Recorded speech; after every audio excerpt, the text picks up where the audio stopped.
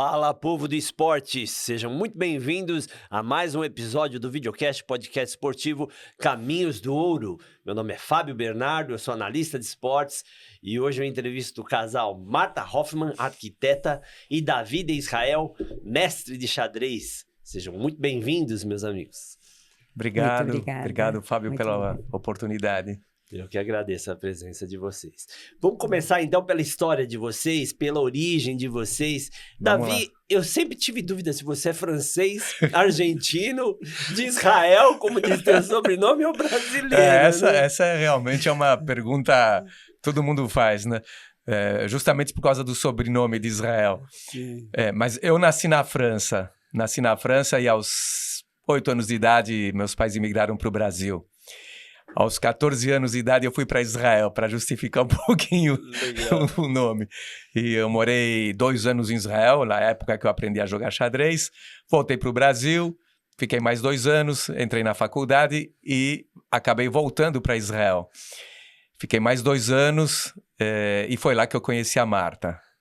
A Marta, nós começamos a sair, casamos em Israel e de lá voltamos para a Argentina, onde eu morei longos 10 anos na Argentina. Foi campeão de xadrez por lá também, não foi? Na verdade, eu morava numa cidade do interior, Santiago del Estero, que fica entre Córdoba e Tucumã. Fui campeão lá da cidade e acabei classificando num desses torneios para uma semifinal do campeonato argentino, em Buenos Aires. E foi lá que eu formei o meu primeiro rating feed. Eu lembro que eu saí com 2,250 na época. Uau, que legal. Era considerável. Fera. E você, Martinha, joga xadrez também ou não? Eu empurro pedra. Tá certo. Eu aprendi somente a apreciar as partidas de xadrez quando ele começou a falar para mim, olha a arquitetura dessa jogada. Então, quando ele mencionou arquitetura, eu por primeira vez entendi que o jogo de xadrez é uma construção mesmo. Sim. E comecei a apreciar. Hoje, logicamente, é o básico mínimo que todo mundo aprende, mas eu não jogo xadrez porque eu vou roubar uma ideia de uma grande amiga que a gente teve esse final de semana. Eu vejo o xadrez como um jogo de muita violência, então eu não aguento esse clima intenso da violência do jogo, realmente. É muita ansiedade. É muita. É muita. Mas então você joga, mas não compete, né? Você Exato. sabe mover as peças, É. conhece um pouco de estratégia. Eu jogo com com meu neto, eu jogo com as crianças que ele ensina às vezes. Aí eu jogo, mas Legal. não gosto de competir mesmo. Amistosamente. Legal. É. Gente, vamos entrar no primeiro quadro do programa, que é o Conta Comigo. Então, queria perguntar para você, Davi, aonde aprender a jogar xadrez em São Paulo? Nos céus, nas praças, nos parques? Nas unidades do céu, sem dúvida, você tem, eu acho que em quase todas as unidades você tem professores. Eu acho que hoje a prefeitura também ela faz um trabalho bacana de capacitação. Tal. Então, nas unidades do céu, em escolas públicas também, você tem hoje várias escolas públicas onde o xadrez ele é ensinado.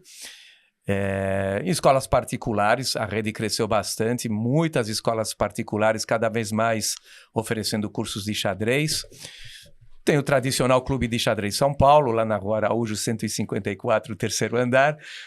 Todos esses espaços são públicos, né? Todos esses espaços são públicos. Inclusive, eu acho que até no Centro Vergueiro tem alguma coisa de xadrez. É verdade. Né? Então, tem muitos locais onde você hoje pode tomar contato com xadrez. E não podia faltar a internet, né? Hoje o acesso à informação, ele está aí espalhado no mundo inteiro e qualquer pessoa com um pouquinho de esforço, boa vontade, querendo aprender, ela vai poder encontrar bastante material na internet, YouTube e professores particulares também. Legal. Você hoje joga pelo Hebraica, é isso? Na Hebraica eu estou lá há 35 anos, eu sou coordenador da modalidade, né? E há uns 10, 15 anos atrás eu jogava bastante, tá? Eu jogava representando um clube, participei de campeonatos paulistas, enfim, tudo isso. E de um tempo para cá, já pelo menos 15 anos que eu deixei de jogar, né? Eu me dediquei fundamentalmente ao ensino. Então eu jogo uma vez por ano, e inclusive eu voltei a jogar agora, depois de muito tempo parado, voltei a jogar o Interclubes da capital, pela Hebraica. pela Hebraica. Nós tínhamos uma equipe na especial e por falta de estar jogando e não ter equipes, acabamos caindo na terceira divisão. E esse ano voltamos com uma equipe razoável e voltamos já para a segunda divisão. Então eu pretendo jogar em fevereiro, acho que é o Interclubes. Legal. Marta, como é que é acompanhar um mestre de xadrez aí sendo arquiteto? Porque tem tabuleiros, tem jogos de peças são muito bonitos, né? Mas são mais decorativos do que para prática também, né? Então, a minha casa, eu posso te dizer assim, que é um tabuleiro de xadrez e livros de xadrez. É isso que permeia o apartamento inteiro, entendeu? Ou seja, Muita fixação, né? A gente viaja bastante, porque eu gosto muito de viajar, e lugar que nós vamos é clube de xadrez do local e jogos de xadrez para a gente achar. Ele chegou a encontrar... Aficionado. Aficionado total. A gente encontrou um jogo uma vez em um mercado de pulgas em Israel, persa. Uau! Não, essa história é incrível. E ele restaurou esse jogo. E é interessante. Conta a história, Davi. Não, essa história é incrível porque em Israel, próximo a Tel Aviv, você tem um mercado de pulgas assim, mas tudo espalhado no chão. Então, tudo quanto que objetos, enfim. E tinha lá num jornal espalhado peças que me chamaram a atenção. Eu me aproximei e eram peças de xadrez. E tinha 4 cores diferentes, algumas quebradas e tal. Aí eu vi aquilo lá e falei, nossa, essas peças devem ser raríssimas. E aí eu perguntei, né, para E que material? Pedra-sabão, mármore? Era uma espécie de pedra-sabão. Uma espécie de pedra-sabão. E aí eu perguntei pro comerciante, né? Ele me passou um preço lá e é normal você pinchinchar ali, né? Tipo assim, ele me falou assim, R$50. Eu de cara ofereci R$10. Ele pegou, embrulhou tudo, leva. Eu não tinha ideia do valor. Não tinha ideia. Depois em casa, quando nós voltamos, eu fiz uma restauração das peças. E aí eu fui ver que eram essas peças que aparecem, tipo na enciclopédia. Tem uma enciclopédia de xadrez muito bonita, né? Que conta toda a história do xadrez. E lá aparecem peças da Pérsia antiga. E eram essas peças. Incrível. Deve ter um valor. Não é alguma coisa assim... Você não quer vender, não, né? Não, porque faz parte do meu arsenal aí de peças raras. E como que vocês descobriram o estilo que era persa? Vocês identificaram de cara? Como foi? Eu identifiquei, porque primeiro que elas estavam todas misturadas, as peças. E aí eu contei uma por uma e tinha dois conjuntos completos. Uau. 2 conjuntos completos. Que sorte. Incrível. Algumas peças quebradas, faltando alguns pedacinhos, mas em casa com muita paciência, eu comprei uma massa ali, pincel e tal, e restaurei, elas estão perfeitas, muito bonitas. Mas para decorar, né? Não dá para jogar com elas, né? Caiu no chão, quebrou, né? Não, até dá para jogar, até dá para jogar. Legal, Davi. Belo achado, hein? Não, foi incrível. Vamos falar um pouquinho da sua... titulação, né? Você chegou próximo de ser mestre internacional. Olha, a minha carreira com xadrez é incrível, né? Porque todos os amigos da minha idade, eu sou da geração conhecida como geração Fischer, né? Então, 72, aprendi a jogar em 72, quando o Fischer tornou-se campeão mundial, justamente nessa época. E eu já tinha 15 anos. Considerado bastante tarde. Hoje em dia as crianças começam com 4, 5, 6 anos, já estão jogando. E isso eu morava em Israel. Em São Paulo eu voltei e eu entrei diretamente no único lugar. Existiam 2 lugares para você aprender a jogar xadrez ou continuar treinando, que era o Clube de Xadrez São Paulo e a famosa Academia Capablanca, na Rua Augusta. Poucos conhecem isso. Não conheci. Era uma academia maravilhosa quando a Augusta ainda era Augusta, no baixo da Rua Augusta. E assim, eu entrei ali, uma coisa espetacular. Você tinha as mesas de madeira, as peças novinhas, você sentia o cheiro ali do xadrez. Que legal. Era uma coisa. E do lado da academia tinha uma lojinha que vendia material de xadrez, né? Eu comecei a estudar, praticamente eu fui autodidata, né? Não tive professores. Eu lembro de ter tido uma aula com Herman Cláudius na academia de xadrez, só uma aula, porque a academia ela faliu pouco depois que eu entrei, ela faliu, e eu continuei frequentando o clube de xadrez. Fui campeão, vice-campeão estudantil na época, primeiro lugar foi do Resende, eu fui vice-campeão, Fui co-campeão paulista com César Soares na década de 70, final de 70, inícios de 80, se eu não me engano. E cheguei a jogar torneios bastante fortes. Fiz uma norma de mestre internacional há muito tempo atrás, em Sete Lagoas, quando alguns cubanos vieram a São Paulo e fizeram uma turnê, eu acompanhei eles e acabei fazendo uma norma para mestre internacional. Mas incrivelmente, eu não tenho o título de mestre nacional porque eu sou argentino naturalizado, tá? E a Federação Argentina, até pouco tempo atrás, era um caos. Eu não consegui, enfim, revidar o título. Aqui em São Paulo e no Brasil não quiseram me dar o título, apesar de ter alcançado 2.200 faz muito tempo. E depois eu cheguei a 2.299, que era o título para mestre FIDE. E aconteceu uma coisa muito engraçada. Já era a época onde eu já não estava estudando tanto, trabalhando muito. Foi teu auge. Foi meu auge, 2.299. E o Mauro Amaral me convidou para jogar um torneio no Paraguai. Não, Davi, lá você vai fazer a norma, vai ter o título de mestre FIDE, vai ser tudo maravilhoso. Árbitro internacional, né? Mandar um abração o querido amigo Mauro, é um amigo mesmo. Inclusive, eu indiquei ele e ele arbitrou agora o Chess Tour. O Chess Tour. A gente vai falar sobre ele. Eu fui no Paraguai, crente que ia dar tudo certo e foi péssimo o torneio. Perdi 50 pontos de rating. Puxa vida. Depois eu quis recuperar, joguei outro torneio em Israel. Outro amigo que me convidou, o grande mestre Alon Greenfield, que eu trouxe ele para o Brasil. E aí ele me convidou para retribuir, me convidou para jogar lá um torneio, só que o torneio era fortíssimo. Puxa. Acabei perdendo. Hoje eu devo ter 2.150, por aí. Nossa, quer dizer, faltava tão pouquinho. Faltava pouco e aí eu acabei desestimulando, desmotivando. E hoje é muito difícil. Hoje é muito difícil porque você, na minha opinião, qualquer jogador de 1800, 1900, 2000, eu vejo mestres enfrentando esses jogadores e não ganham com tanta facilidade. Tem que jogar ali, tem que mostrar serviço. Eu acho que, inclusive, o rating ele está subvaluado, né? Eles deveriam ser mais fortes se houvessem mais torneios, mais oportunidades. Legal. Bela história, hein? Martinha, e o xadrez nas telonas? Te agrada? Você viu o Gambito da Rainha? O que você achou da minissérie? Eu achei fantástico. Acho que ela veio num momento sensacional, porque primeiro motiva muito as meninas. Que as meninas, elas sempre ficam um pouco retrasadas no tema do xadrez. Até hoje ninguém conseguiu explicar direito o porquê. Exatamente. Mas elas ficam um pouco para trás. Eu achei que foi sensacional. E num momento que a gente estava um pouco no resguardo, né? Porque depois logo veio a pandemia, ajudou muito a popularizar o esporte. Exatamente, a divulgar muito, a permear bem em locais onde às vezes o xadrez não chega.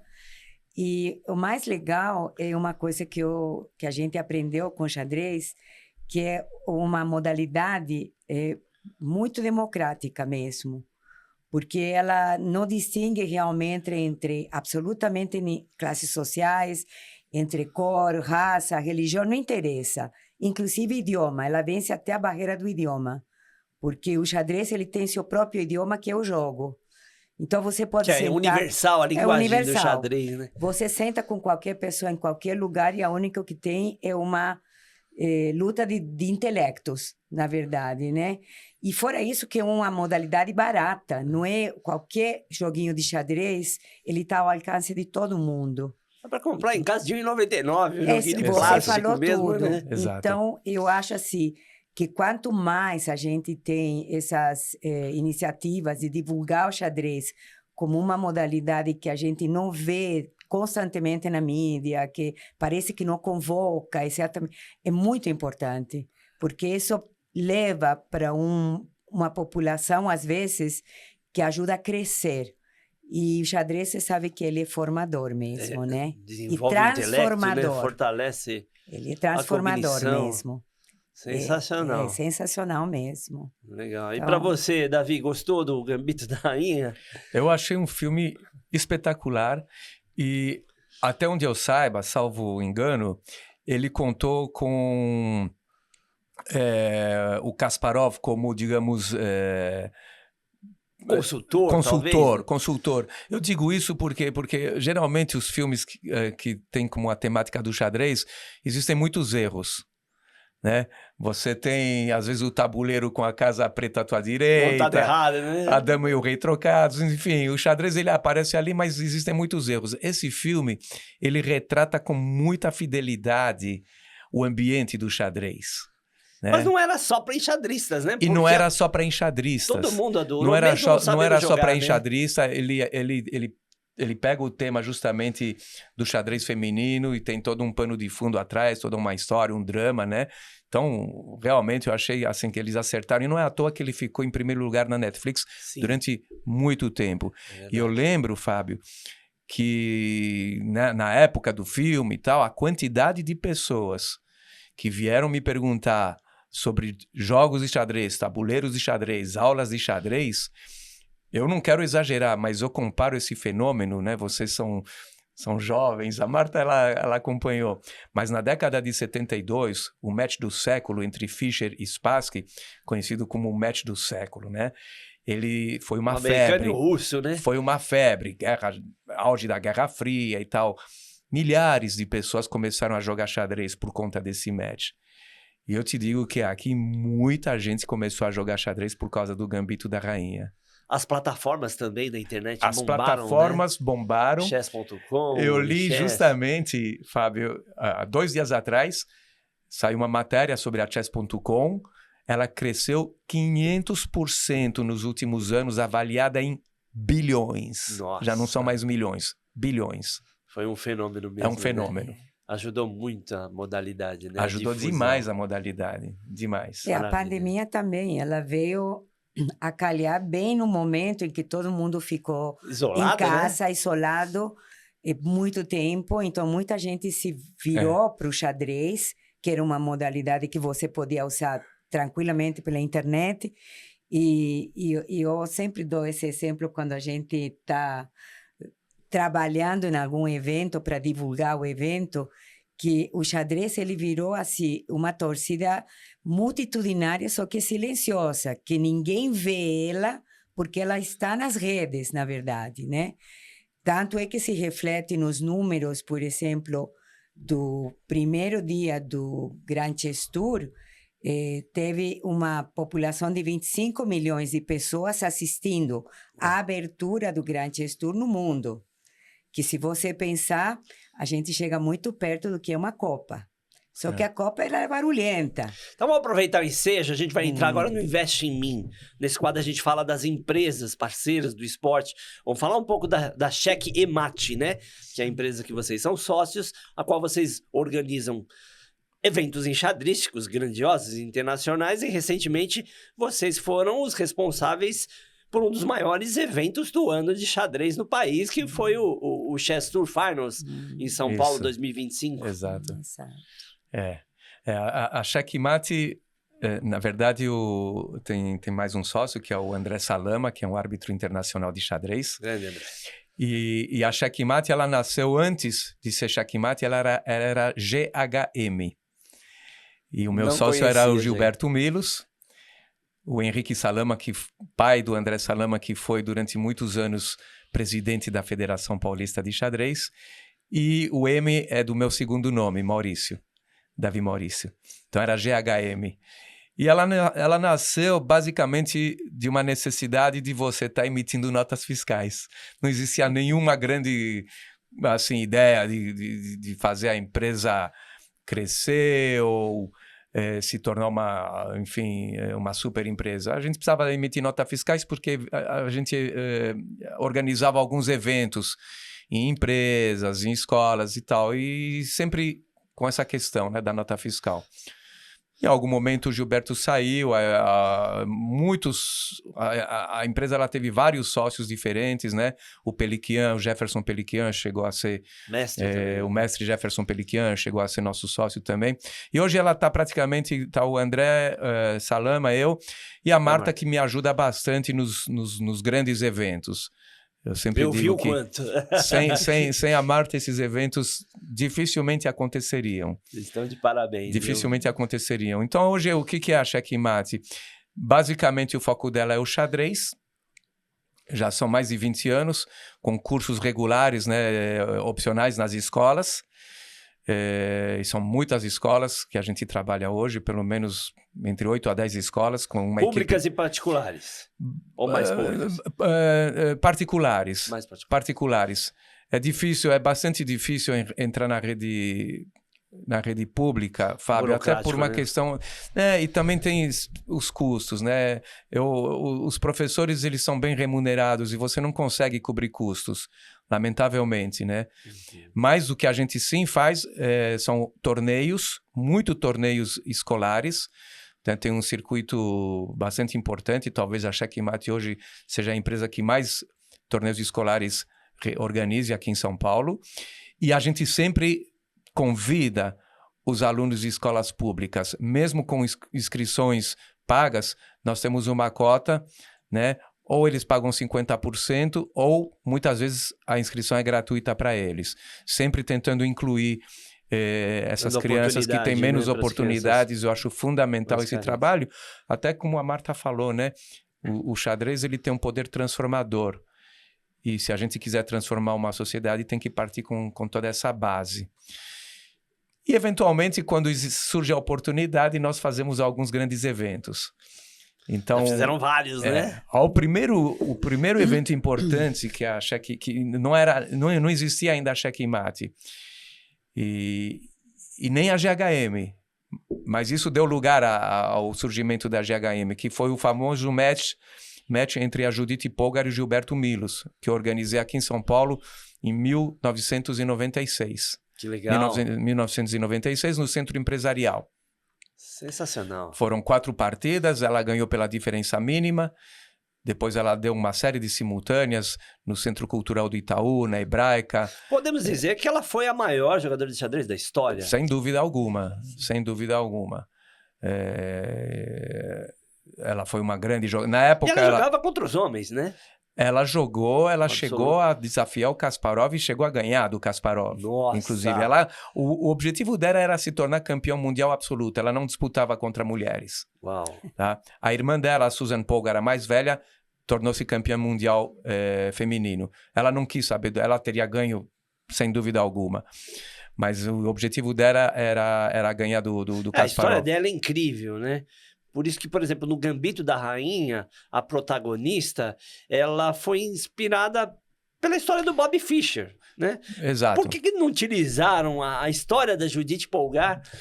Poderiam. Porque é incrível, né? E não é só da Judith Polgar, é a família Polgar, né? Eles são autodidatas, né? Eu tive o privilégio de conhecer a família toda. Eu lembro quando eu morava na Argentina, né? Eu tinha uma coluna no jornal local, e eu cobri o match Karpov-Kasparov, aquele primeiro match que demorou séculos para terminar, né? 3 meses, até que ele foi suspenso. E eu sempre recebia muito material e recebia muitas informações sobre a família Polgar. Elas eram ainda meninas pequenas. Quando eu vim ao Brasil, em 93, eu tive a oportunidade de jogar uma Maccabiada em Israel, que são as Olimpíadas da comunidade judaica. E lá eu acabei conhecendo a família Polgar. Só não estava a Judith, mas estavam os pais delas. E a Susan? A Susan e a Sofia. Acabei fazendo uma amizade muito boa que perdura até hoje. Tanto a Marta como eu temos uma belíssima amizade com ela. Mas na época ela me convidou para ir para a Hungria.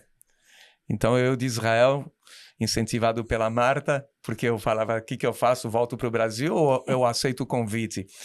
Aceitei o convite e passei uma semana na Hungria, no apartamento dela, com os pais, enfim.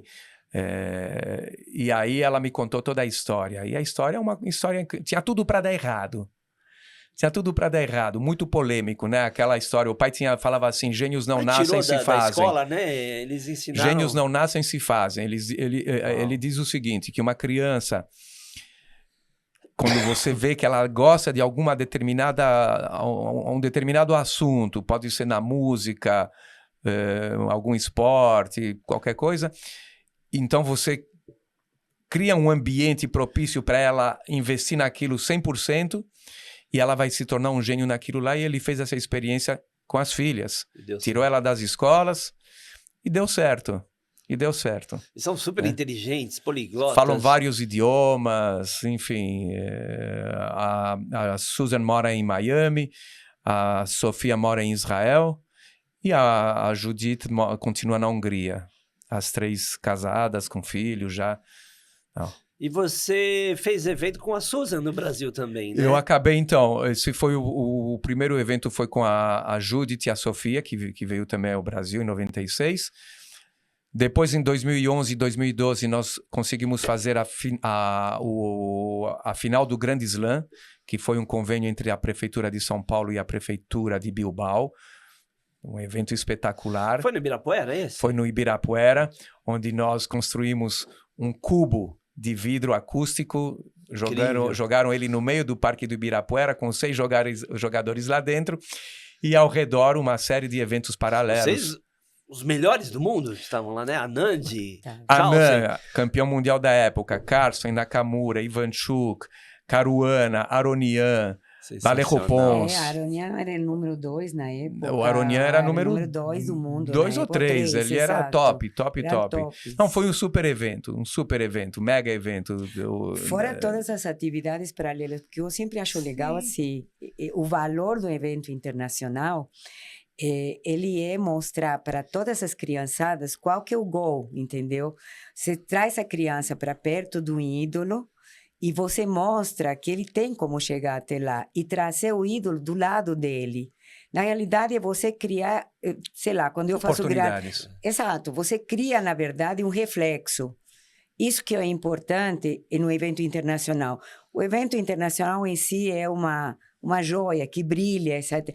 Mas o que vale é o legado que isso deixa e o que ele traz no momento que acontece.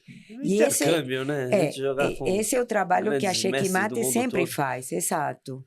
Por isso que sempre está rodeado de atividades paralelas. Nunca é só o evento. O que vale é tudo que a gente atrai junto com o evento, que é a criançada para jogar um aberto infantil, que é o pessoal para jogar uma blitz, um rápido. As simultâneas, aulas de capacitação. Exatamente. E o autógrafo, né? Para as crianças é inesquecível. Aquilo é uma lembrança que fica para sempre para elas, entendeu? Todos nós, né? Eu tive no Grande Slam também. Lembro do Herman arbitrando, né? O Herman arbitrando. Você estava lá no Ibirapuera, né? Tava. Foi fantástico, aquele evento. Tem algumas histórias incríveis. Uma delas é sobre o Anand.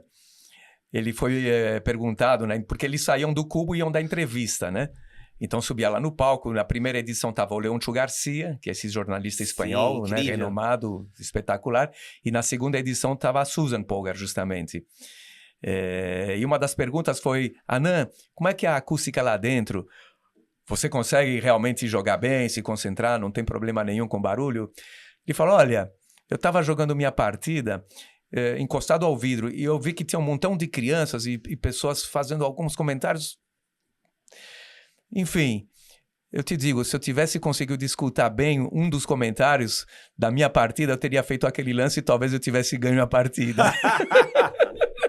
Mas eu não consegui escutar direito a jogada. A criançada estava dando dica. Estava dando uma dica. Então foi muito bacana esse evento, foi muito legal. E depois teve um seminário também, né? Aí, junto com o Peliquian, ele recebeu essa proposta da prefeitura, né, para fazer o seminário para professores e tal. Na época, ele ainda estava na Checkmate, um grande parceiro sempre. E juntos acabamos fazendo esse seminário. Convidamos o Miguel Illescas, da Espanha. Espanhol, né? Grande mestre. Grande mestre, foi campeão da Espanha, foi segundo do Karpov, se eu não me engano, analista do Karpov. Eu não lembro se é do Karpov ou do Kasparov, um desses dois. E a Susan Polgar. E tinha essa mestre também... colombiana, né? Da Colômbia. Uma professora da Colômbia que veio... O seminário foi muito bonito, foi muito bacana, muito enriquecedor para professores, enfim, deu uma bela repercussão. Foi no AMB? Não era no AMB. Sim, no AMB era no anfiteatro do AMB. Sim. E nesse mesmo evento, mais uma vez, eu sempre gosto de mencionar que a gente pega os grandes mestres e levou para os céus para fazer, alguns céus escolhidos pela prefeitura, para fazer simultâneas com os mestres. E realmente é uma convocatória que você vê que é surpreendente como o xadrez ele está bem incrustado, digamos, na cidade de São Paulo. E a gente não tem divulgação dessa atividade. É incrível como não se divulga. Eu acho que o xadrez na educação, através dos jogos de tabuleiro da prefeitura, está sendo muito bem difundido. Até mais do que o ambiente competitivo. Eu acho que tem mais escolares praticando xadrez do que atletas nas competições. É impressionante a quantidade de atletas. Os próprios jogadores agora na final do Grand Chess Tour, Fábio, eles ficaram impressionados. Alguns já conheciam, né? O Caruana e o Aronian, que estiveram aqui, mas o Maxime Vachier-Lagrave e o Pragnananda ficaram impressionados, porque eles saíam ali, pareciam verdadeiros astros, né, de Hollywood, tapete vermelho, e não conseguiam autógrafos, eles ficaram muito impressionados. E numa das entrevistas que o Kasparov deu, ele falou que realmente o Brasil tem potencial, tem número, e é uma questão de oportunidades. Então, muitas vezes é cultural o que a Marta também, né? fala justamente de você criar esses eventos para que as crianças, né, eu não tenho dúvida que o dia que você conseguir um destaque, e isso é uma questão assim de dar oportunidades, e aí você tem uma criança que começa a obter resultados e tal, vai chamar a febre do xadrez, tal como foi com o tênis, na época da Fórmula 1 com Ayrton Senna, né, com o Guga, por exemplo. A quantidade de academias que abriram. Agora com a Rebeca agora com a Rebeca, né? A nova que nem está acontecendo aí na Argentina com o Faustino Ouro, né? Ou seja... na Argentina tem o Faustino Ouro, agora que está fazendo furor. O Messi do xadrez, Messi do já xadrez, foi intitulado lógico, assim. Né? Messi do xadrez, exato. Legal. Gente, vamos agora para o Toca o Hino. Nesse quadro a gente homenageia uma lenda do esporte. Quem para vocês é o maior de todos os tempos em xadrez? Difícil pergunta, Começa você. Então, de todos os tempos, eu estava por comentar isso, acho que isso no torneio do sábado. De todos os tempos é muito longo, né? Porque eu realmente não tenho... Eu tenho 45 anos dentro do mundo do xadrez. Então, meu mundo do xadrez... A tua preferência, Marta? A minha preferência é o Gilberto Millos. Grande mestre internacional brasileiro. Por né? muitos motivos. Para mim, o Gilberto Millos é uma referência de estudo, persistência, de competência. Talentosíssimo, todo no né? xadrez. Conhecimento enxadrístico, eu acho que poucas pessoas, e sobretudo aquela solidez do Gilberto, né? O Gilberto tem partidas históricas, né? Com Kasparov.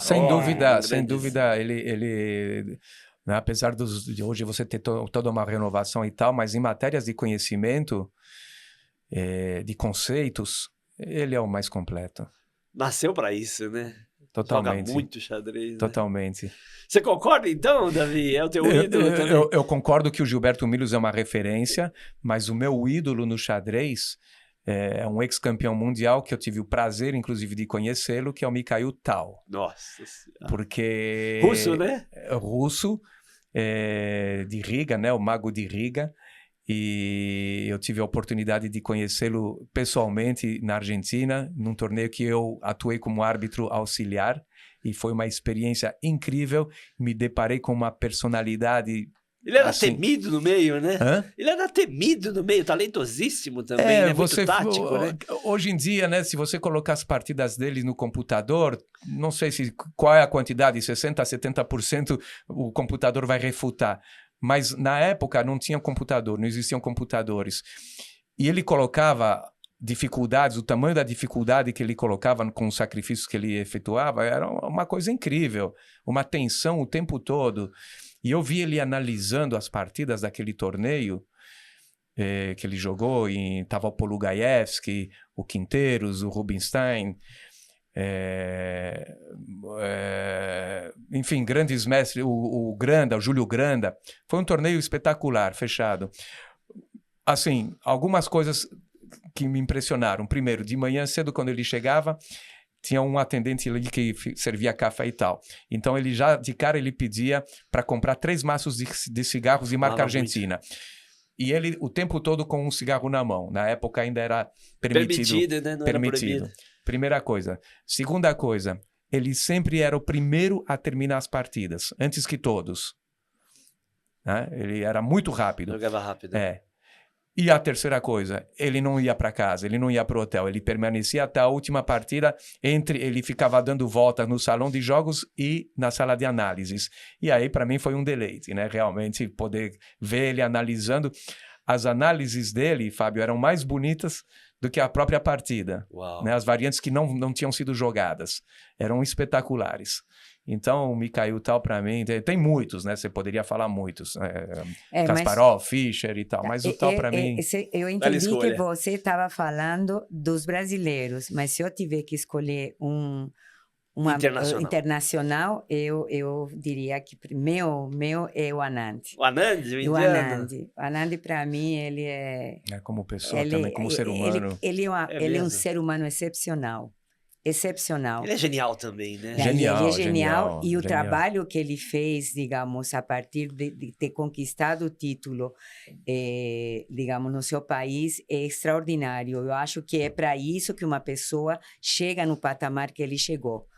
Ele Esse é um exemplo, o objetivo, né? Ele é um exemplo. A partir dele, o xadrez na Índia, cresceu muito, né? Cresceu.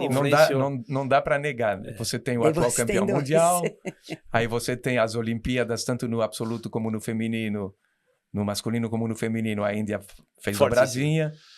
Então... E vocês são amigos?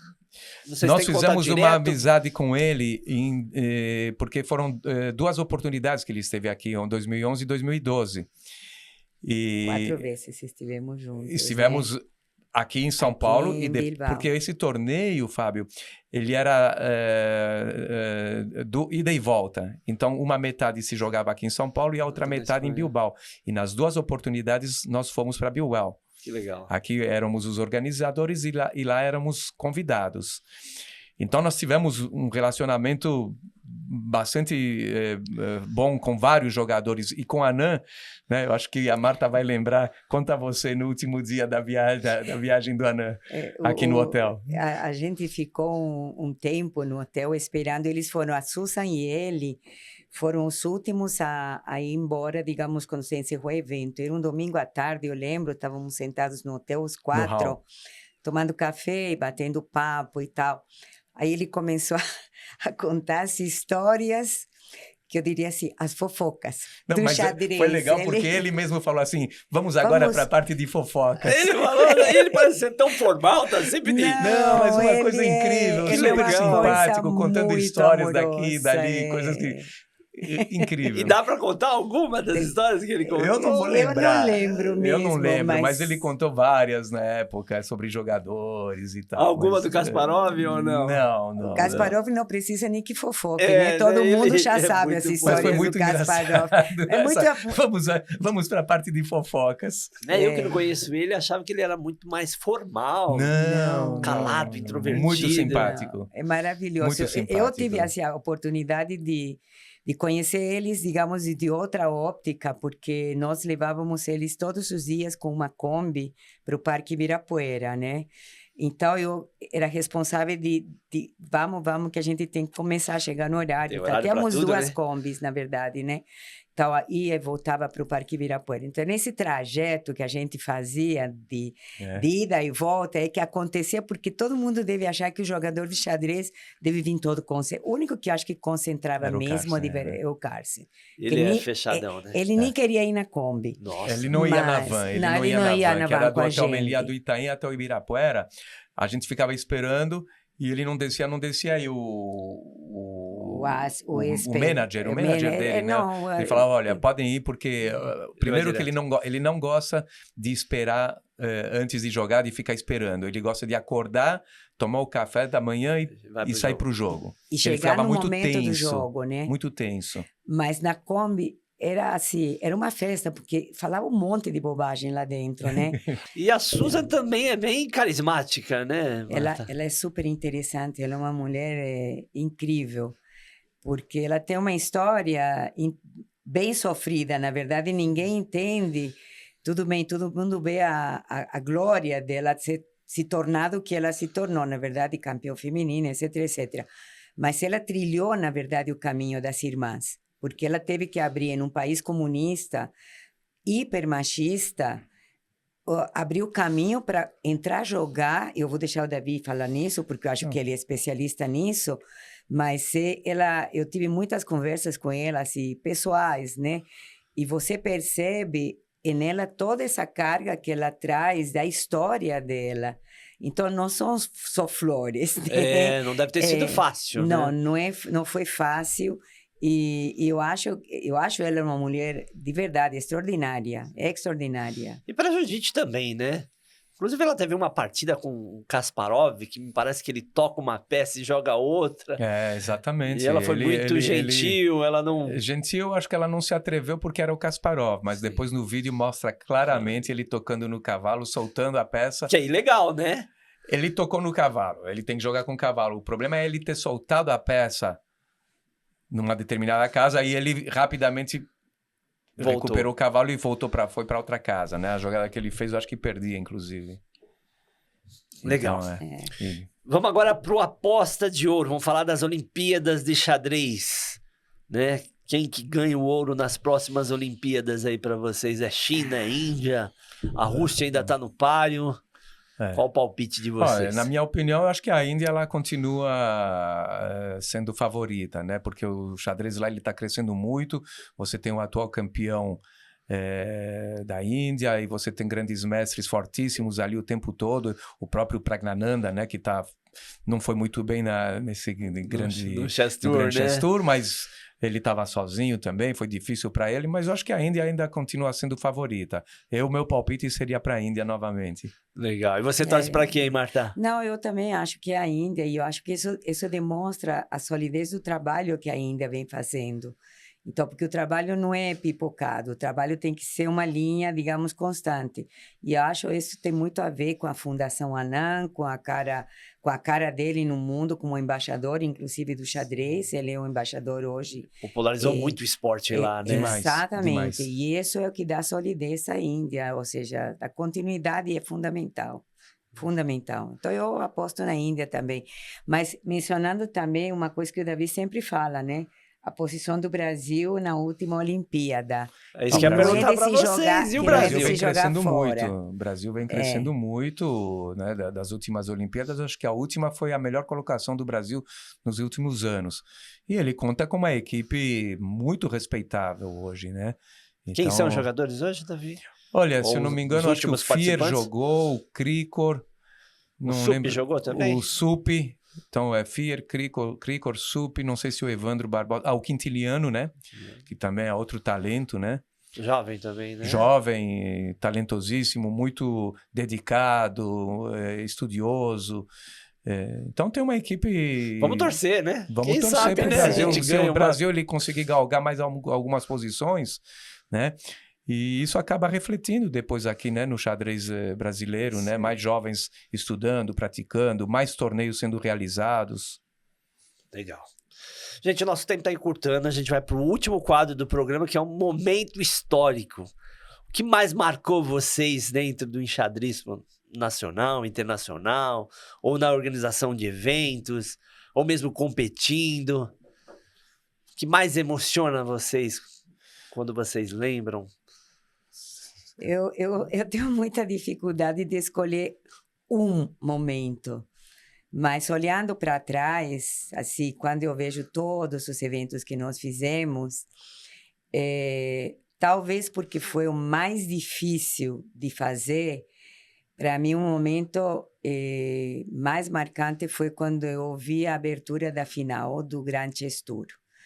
Porque demorou muito tempo. Foram 2 anos. Cumprida, né? Essa é a sensação, né, Marta? Foi lindo 2 anos de muito trabalho, Imagina. de muito investimento pessoal nisso. Dedicação, né? Dedicação. Vocês pensaram em tudo, né? A gente não fez isso sozinho, a gente tem que dividir com nossos parceiros, com certeza. Mas isso que foi o mais difícil. 3 empresas trabalhando ao mesmo tempo, com vocações e perspectivas diferentes de foco, negociando sempre com pessoas que têm outra cabeça também, que pensam diferente da gente, e a gente conhecendo o nosso país, sabendo como funciona o Brasil.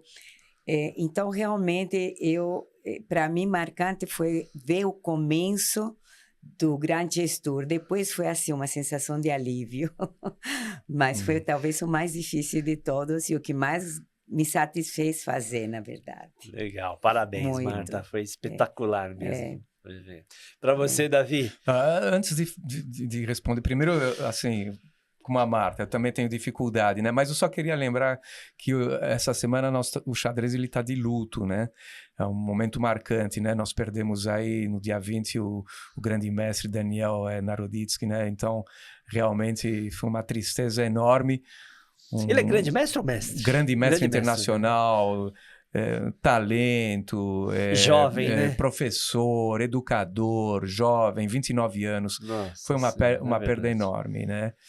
E, assim, momento histórico eu não sei, eu acho que todos... Eu sempre digo que eu me sinto um privilegiado, trabalhando numa área que eu gosto e algo que me dá prazer mesmo, né? E os desafios, por exemplo, eu estou sempre inquieto, buscando que evento que eu vou fazer, que evento eu vou organizar, apesar das dificuldades que a gente sabe que elas existem, né?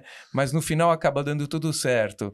E algo que sempre, assim, a Marta, às vezes a gente fica vendo, né, o passado, como é que a gente chegou até aqui. Eu nunca esqueço esse discurso do Steve Jobs em Stanford, né, quando ele dá uma palestra ali para os formandos, né? E ele já estava com câncer, né? Ele estava com câncer. E ele fala o seguinte: na juventude, você faz uma série de coisas sem saber exatamente para quê e no que vai resultar aquilo lá, né? O que vai acontecer com aquilo lá, né? E ele dá o exemplo dele, por exemplo, que ele saiu da faculdade, então ele estava passando na frente de uma loja, ele viu aquelas letras, ele teve uma ideia de fazer, vou fazer um curso de caligrafia, né? E depois nasceu o Word. Não, nasceram as fontes. As fontes, não Word, as fontes, né? Que ele criou todas as fontes para o Word. E eu pego assim, eu vejo na minha vida, por exemplo, quando a partir do momento que eu conheci a Susan Polgar, né? Fizemos amizade, mantivemos contato até hoje. A família inteira, né? A gente mantém contato, mas em algum momento ela me falou: Davi, tem um seminário de professores lá na Argentina, em São Luís. E você não quer ir comigo, me acompanhar? Acho que vai ser interessante para você. Fui. Como quem não quer nada. Lá eu acabei conhecendo o Leôncio Garcia. Nossa, e a partir desse contato foi possível montar a final do Grande Slam em São Paulo. Olha só, numa viagem que nós fizemos de volta a São Paulo no mesmo voo. Despretensiosa, né? Despretensiosa. Voltamos no mesmo voo, ele me falou: Davi, tem esse evento assim, assim, assim. E acabou acontecendo. Então, de repente, se você vai linkando um montão de coisas. A mesma coisa, por exemplo, com a final do Grand Chess Tour. Né? Nós fomos para St. Louis, onde é a meca do xadrez, né? E onde é o pessoal do St. Louis Chess Club. Estados Unidos? Sim, Estados Unidos, em Mississippi. Mas nós fomos lá organizando um camp de xadrez para crianças. Então, em 2 oportunidades, a Susan trabalhava ali e fizemos esse camp. Visitamos o St. Louis Chess Club e acabamos conhecendo os dirigentes. E, de repente, né, surgiu há 2 anos atrás, olha, vamos trazer esse evento para cá, entramos em contato e já havia um contato, enfim, já tinha sido estabelecida uma relação e foi possível trazer esse evento para o Brasil. As coisas vão acontecendo então para mim são momentos históricos, esses pequenos encontros que você não sabe aonde eles vão acabar resultando. E no final, coisa linda, é Deus você também, fecha né? tudo. É incrível. Deu tudo incrível. certo, foi incrível o evento, parabéns, O evento gente. foi maravilhoso, maravilhoso. Eu estive cobrindo, fazendo a cobertura fotográfica. Obrigado pela oportunidade que vocês me deram também. Imagina, adorei, foi sensacional. E eu gostei do Caruana ter ganho, né? Porque o Caruana tava entre... Apesar que o Maxime também, né? O Maxime, ele vinha liderando, tal, perdeu nas rápidas. Muito simpático. Uma simpatia, tanto ele como o analista dele, o Gilles, que era quem estava com ele dando apoio, né? E novo ele, né? Bem Muito, jovem, né? E é um grande... O Maxime é novo, Talentosíssimo, e né? o Gilles é um grande mestre, poucos sabem, que já esteve na barreira dos 2.700. Uau! É. Eu não sabia. É.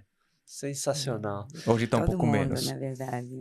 Prazer conhecer esse pessoal todo, É né? muito legal, né? É, esse intercâmbio internacional com esses grandes mestres. É, a E gente precisa Kasparov presente também, A né? gente precisa, Fábio, a gente precisa de mais eventos assim. Com certeza. Né? E mais gente apoiando, tanto governo como empresas. Teve o apoio da prefeitura, né? O próprio Ricardo Nunes, né? Nosso prefeito ajudou um pouco na divulgação, né? Teve. Ele ajudou na divulgação, na verdade, né? Ajudou na divulgação e a gente precisa do apoio da prefeitura, do governo também. O Gilberto Kassab, ele visitou o torneio, né? O irmão dele jogou a simultânea, O né? irmão dele foi a coisa Ele mais ganhou, incrível. né? Ele ganhou uma partida incrível, né? Não sei se você Conta conhece essa a história. Não, Não sei se tem um tem vídeo, tempo ainda Tem um de vídeo contar sobre isso, eu vou contar rapidinho. rapidamente porque estamos terminando, mas em algum momento quando o Kasparov chega na mesa, ele vê que ele tá sem a dama. Ele pega assim, como assim? Cadê a dama? Ele chama o Caruana ele pendurou a dama. Nossa. Ele confundiu o rei com a dama.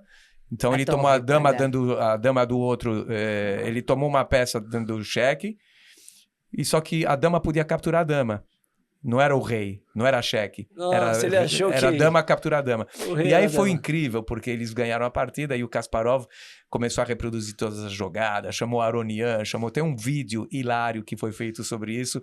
Eu vou te mandar. Muito bacana, vale a pena ver. Sensacional. Sensacional. Meus amigos, estamos chegando ao fim do nosso programa. Eu queria pedir as considerações finais de vocês, se vocês quiserem deixar os contatos, as redes sociais, para contratar aí a Checkmate, para quem que liga. Fiquem à vontade. Bom, primeiro eu queria agradecer a oportunidade, mais uma vez, Fábio, né, desse convite. E sobre a Checkmate, assim, tem o site, né, então é www.checkmatebrasil.com.br. E é só entrar ali, tem o telefone 11 98 354 3724, entrar em contato, escolas, né, organização de torneios, Para toda obra, palestras, né? simultâneas, enfim, a gente atua com grande prazer nessa área. Então, eu queria, além de agradecer, eu também queria convocar aos empresários. Porque os empresários, realmente, eles começam sempre que nós vamos levar um evento dessa grandeza, qual é o feedback, qual é o público. Então, eu só quero repetir o que eu sempre falo. É aquele público que você nunca vê, mas que ele está sempre presente. Então, vale a pena investir no xadrez. Não é só... não é só o esporte, né? Exatamente. É desenvolvimento pessoal, é social. Intelectual, cultural. É tudo. É tudo. Então, eu acho assim, não somente a Checkmate, o xadrez em geral deveria ser apoiado pelo setor privado, assim como é apoiado o futebol. Sim. Essa para mim, é a maior e mais importante consideração. É que as empresas querem retorno imediato. Retorno imediato. Por isso vai todo mundo pro futebol, né? Exatamente. Só que existem outros esportes que também dão retorno, né? Exatamente. É isso bem mesmo. Lembrado, Martinha. Agora, a gente trouxe as camisetas, você vai deixar para sortear? Como que você vai fazer? Sim, então a gente vai fazer um sorteio no Instagram, no Caminhos do Ouro, né? A gente vai propor uma promoção lá. Vou mostrar aqui, tá, Henrique? Vou levantar aqui, ó. Qual câmera? Meia. Linda camiseta do evento Chess Tour Finals, que a Marta e o Davi organizaram. Evento internacional, excelente. Pessoal, essa entrevista na íntegra a gente vai exibir no YouTube e no Spotify. Os cortes a gente vai postar no Instagram e também no TikTok. Muito obrigado pela audiência de vocês e até o próximo episódio do videocast e podcast esportivo Caminhos do Ouro. Um grande abraço a todos.